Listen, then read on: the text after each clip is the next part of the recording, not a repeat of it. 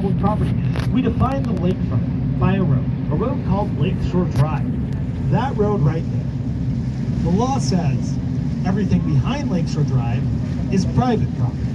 Everything before Lakeshore Drive is public property. So you will never see a giant skyscraper sitting way in front of Lakeshore Drive and all of the other buildings here in Chicago. Definitely not one that looks like a giant flask. Well, every rule has an exception, and let me bring you to the first building on our architecture tour. This is the beautiful Lake Point Tower, built in 1964 on a technicality. The technicality being that 3 years prior to this building being built, we built an off-ramp coming off Lakeshore Drive leading down to Navy Pier. That off-ramp right there. The architects of that building argued that that off-ramp is technically Lakeshore Drive, so if they built right behind the exit of the off-ramp, they are still within the law. That loophole was closed immediately after being used, which means that is the only private residence you will ever see on this side of Lakeshore Drive. Because of that, it's a very desirable place to live. A lot of famous people live there. Tom Cruise lives there. Sammy Sosa lives there. Chance the Rapper lives there. I do not live there. It's very expensive. Hey, it's pretty cool. And guys, we are now at the start of the Chicago River. Beautiful views all around. But I'm going to start off on the left side of the boat, where you will be seeing one of the newest, the sun. Where you will be seeing the sun. Right here, behind the sun. If you hold your hand up and block the sun, you will see 3 interlocking wavy blue towers. This is one of the newest and most magnificent buildings in our skyline. The St. Regis Towers here were built in 2021 by a woman named Jean Gang. She wanted these buildings to look like the blue waves of Lake Michigan. So she built the glass to wave in and out. She made it so each layer of glass, each floor, switches between 7 different shades of blue, going from an aquamarine on the outer curves to a navy blue on the inner curves, just like the waves in the lake. And there is one thing about this building that absolutely enrages Jean Yang. This is the 3rd tallest building in the city. It's a very big deal. And originally, this building did not have a planned wind tunnel. But if you look at the top of the 3rd tower, you will notice there's a giant wind tunnel. And that is because this building is a solid concrete structure, which means it is not pliable in the wind. That means it has to have a very strong reinforced type of glass to withstand high winds. During the pandemic, when this was built, we ran out of that glass. They had to use a cheaper glass to finish construction and slap a giant wind tunnel at the top. It is very likely if that wind tunnel wasn't on top of that building, a high wind from the lake would shatter all of the glass inside, causing the value of the $19 million condos up there to go down, which would be terrible, because that's where I plan on living when the DoorDash money comes in. Well, Jean Yang is a very famous architect, one of the most renowned in Chicago. She's actually built a lot of stuff around the city. Another great one right past this triangular-shaped building, the Swiss Hotel, is this building with these wavy balconies. This is called the Aqua Building.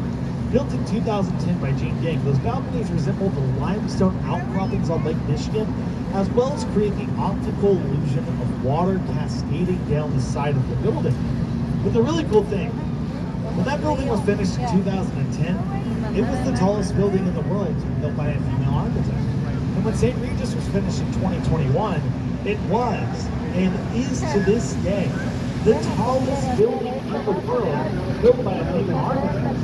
So not only did she do it once, she did it twice. The next building I want to tell you about, not that important, but I think it's funny. You guys see that old building with the onion-shaped dome over there? That is a hotel, the Intercontinental Hotel. And in 1929, they thought it would be a great idea to build their hotel with a landing pad for hot air balloons. They thought it'd be really cool if you could land your hot air balloon on top and walk down to your fancy hotel room. Sounds like a great idea, right? The only problem is, hot air balloons do not have steering. They just go where the wind pushes them. No one has ever landed one on top of there. It would now be very illegal to try. I don't know, I think so. But we gotta talk about the more important building. And right behind me sits the 2nd tallest building in Chicago. But for the life of me, I can't remember its name. what can I say? It's a great building, fantastic building. Some might say the best building ever built in the history of it. The Trump Tower was originally actually planned to be the tallest building in the world. But during the planning process of this building, the terrorist attacks of 9/11 happened. And everyone in Chicago got really freaked out that by building the world's tallest skyscraper, we were going to become a target for terrorist attacks. So after a public outcry, they shrunk the size of this building down from the original 2,200 planned feet to the 1,100 feet it is today.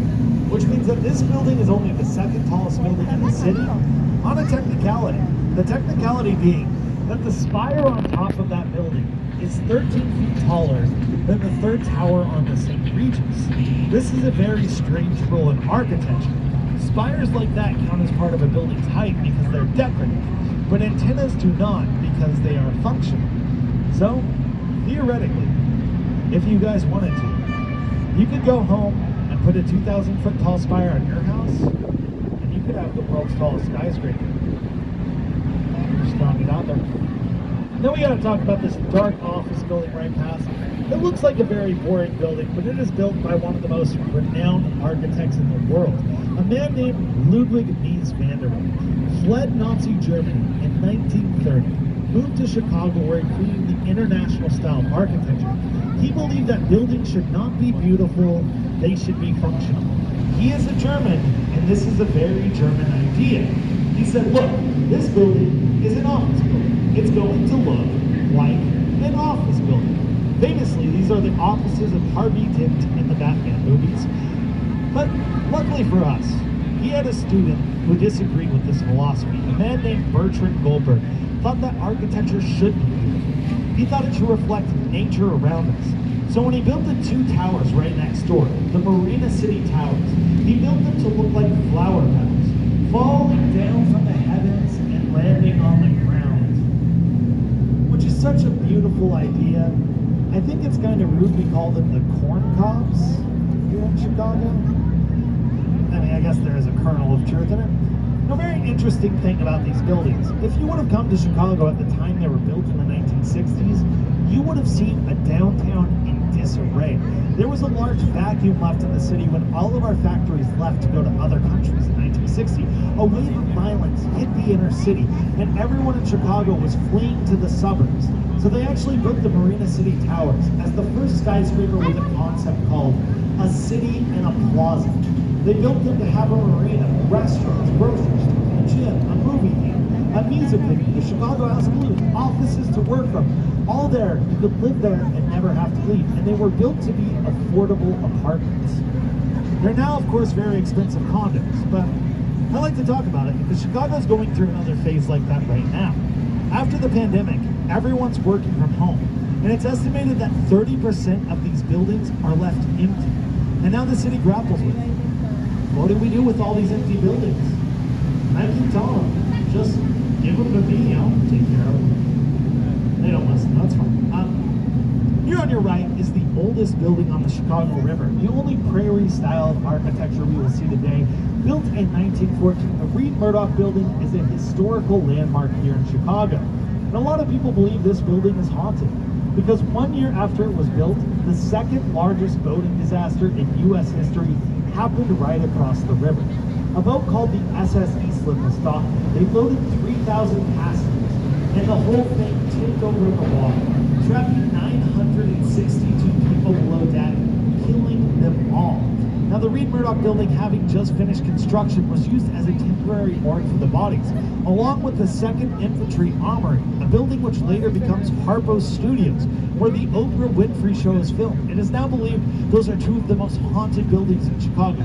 Reports of ghosts walking the hallways at night saying, "You get a car, you get a car." Oh, we are coming up on my favorite building in Chicago. A lot of people ask me why I like this building. Because it's really big. I'm a simple man. The Merchandise Mart here was built in 1930, and at the time it was built, it was the largest building in the world by square footage. There's over 4 million square feet of floor space in this building alone. You could fit Soldier Field, Wrigley Field, and Guaranteed Rate Stadium. 50 miles of hallways. And believe it or not, This was built to be a shopping mall in the 1930s. People would come from all over the world just to spend the day shopping. They wanted to do something cool for the kids, so they put 8 giant Pez dispensers in front of. I'm just kidding. Those are the heads of industry from the 1900s. You know, Montgomery Ward, Samuel Insull. Surprisingly, no algebra. I think it's an oversight of the head. Now we are coming up to the beautiful Wolf Point, which means soon you will not have to cover your eyes to look at the buildings. Very exciting, because we are going to be going south. But right here on your right are the newest buildings in Chicago, the Wolf Point Towers. Hugely ambitious project, a new skyscraper every year for 3 years. The newest and tallest of which, Wolf Point South, was only finished last